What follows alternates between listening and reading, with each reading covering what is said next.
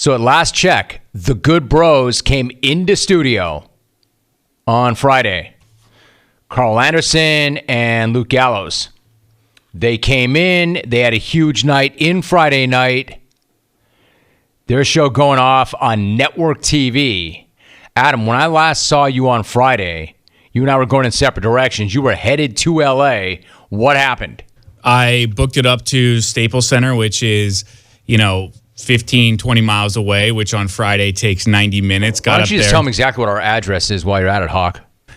Got up there just in the nick of time. Karl had hooked up parking. It was really cool to roll into VIP parking and then have your name on the list because of Karl Anderson. I never get access like that, so that was pretty sweet. That's not true. I set you up in Brea. That is true. Yes, you did make me the most important person in Brea, which was great. No, that's not true. The most important person in Brea is Dwight Manley. Dwight Manley hooked you up because I found Dwight Manley. He is the most important person in Brea. True. Are you going to get any part of your story right? Yes. So I roll into Staples at 5 o'clock, walk down the ramp where the Lakers and Clippers would park backstage.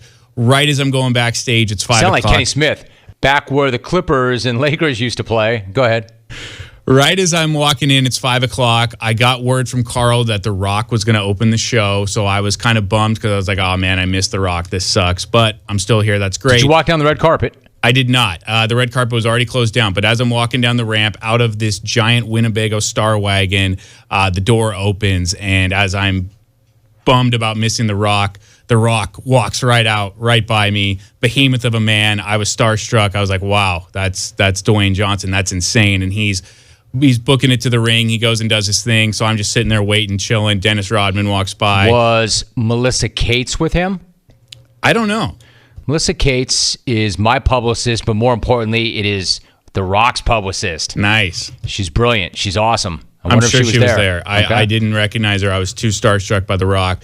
Then Dennis Rodman walked by. I was too scared to talk to him because he's weird, and I didn't know what he would do if I said, what's up? Wait, come on, man. He's got jungle history. You said it myself. You said it yourself that you saw him on the 30-30 and you saw me voice part of the Open. You've seen he's called this show before and you couldn't roll up on the Worm. I was too scared. I didn't know what to say to the Worm. But yes, you're right. You are part of the 30 for 30, the Worm's documentary on ESPN. It's really awesome. I just didn't know what to say to him, so I was too nervous to say anything. So I just sat down. I'm Adam Hawk, the EP for Jim Rome Show. What's up, Worm? I don't think he would have cared. I think it would have been he would have told me. Dude, to nobody cares when they meet you, but that hasn't stopped you before. You just do it. Yeah, I was too nervous with the Worm, believe it or not. So I sat down backstage. Right, so you're a fanboy for The Rock. You're too nervous to talk to the Worm. What the hell are you even doing up there? I'm just chilling and catering, watching on the monitor. Karl Anderson comes back. He grabs me and my buddy. He says, hey, come this way. Where were you when he found you? We were in catering, the Chick Hearn press room. That's where all the wrestlers and all their friends and all the other celebrities that were there hang out. There was food. There were monitors. It was everything. I just didn't know what the night was going to be because we didn't have tickets to be in the arena. So I was like, hey, we might just be sitting here all night. I said that to my buddy. He goes, it's cool, man. It's crazy in here. Ric Flair was in there. Mario Lopez was in there.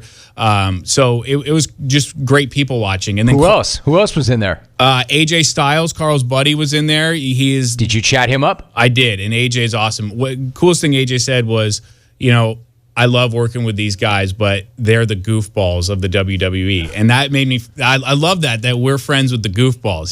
They're the. Tell me something I didn't already know, AJ. They're the self-deprecating wrestlers, which is great. They're awesome. So then Karl came, he grabbed me and my buddy, he walked us backstage right by the tunnel. Was Karl wearing the same blue suit, or was he already in?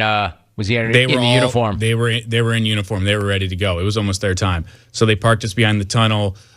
We watched everyone come out. It was so cool. And then these guys up in the 100 level were yelling at us, telling us to move the curtain because they couldn't see. There was a giant curtain hanging down that they couldn't see behind. The crowd was yelling at us, and Karl just turned to him and goes, you can see me, and I'm worth the price of admission, so shut up. And he's just giving it to these wrestling fans. Just a great heel.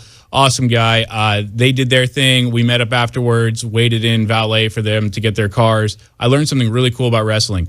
Luke Gallows accidentally punched someone for real in the face that night. And it happens all the time. No, it's fake, man, right? It never happens. That's the thing. They hate when people say that because going through tables and ladders and getting chairs to the back, there's nothing fake about that. Like, the whole thing might be scripted, but there's nothing fake about how physically beat up these guys get. So this guy walks by. His name was Titus. He's a wrestler, and he told Gallows or Gallows goes, "Hey, sorry about that tonight," or sorry about that. And then Titus goes, "I'll get you back tomorrow night," which was San Diego the next night. And I was like, "What was that about?" He goes, "Oh, I accidentally punched him in the face tonight during our routine, and he's going to punch me in the face tomorrow night in San Diego to make it right." To make it right, and that's called a receipt. And he goes, "In our business, we have things called receipts. You have to give it back, or else." You have people that have been punched in the face 5 times by someone who hasn't been punched in the face once. So if you get punched in the face for real, you're going to get punched in the face the next night. And it's all part of the business and it's all friendly. And it's like, hey, you hit me, I got to hit you in the face to make it right. Right. Code. It was so cool hearing that. And so, dude, listen, I got to tell you something. Luke Gallows is a giant man. He's a huge dude. He's a huge dude. You do not want to get clocked by him. He makes Karl look small, and Karl's big. So Karl's not small. So yeah, it was great hanging with them. But you didn't hit the after party. No, they said, hey, let's go get some Korean barbecue. And I was like, man, I would love to do that. But they were doing it on the other side of town over by LAX. I do not. Yeah, so I get that. And it sounds like an amazing thing that you did. I don't want to give up my man. And I won't give up my man. But let's just say that he sent me a video from the after party. I bet it was awesome. Because they told me some of the stuff they were going to get into, none of it radio appropriate, and I would have loved to have been there. But there's a time and a place, and when you're married and you're on a hall pass, and that hall pass expires at 9 o'clock, and there's 2 kids at home, there's something you can't say yes to. I have the video on my phone. Bro, you definitely did not want to get into that. You would have run out the door if you had seen that. I didn't see exactly what they got into. I just saw the aftermath of what they got into.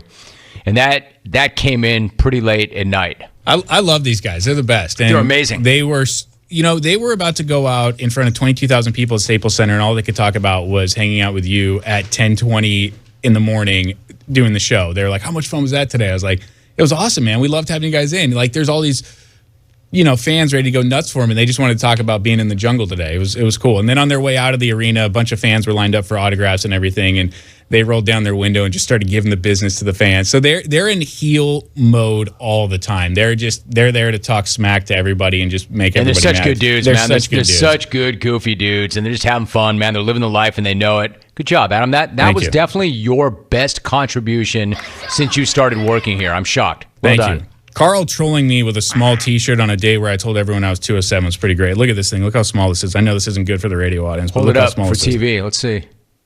There you go.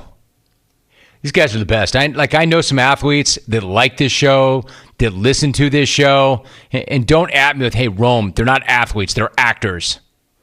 Now, these guys are athletes.